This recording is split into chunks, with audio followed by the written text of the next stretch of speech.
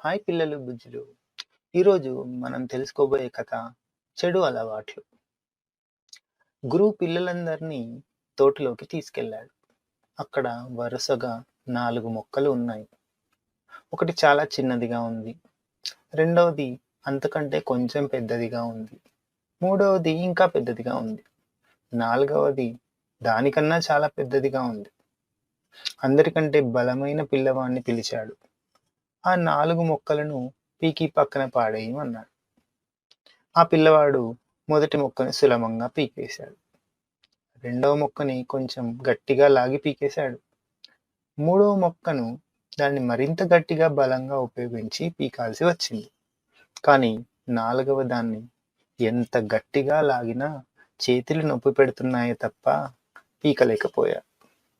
అది చూసి గురువు నవ్వి, పిల్లలు చూశారు కదా, ఈ 4 మొక్కలని, ఇవి మనలోని చెడు అలవాట్ల వంటివి.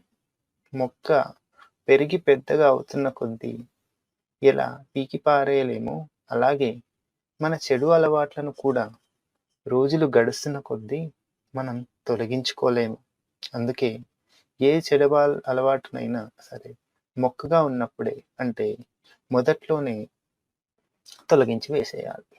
లేకపోతే దానికి మనం బానిసలైపోతాం అని చెప్పాడు.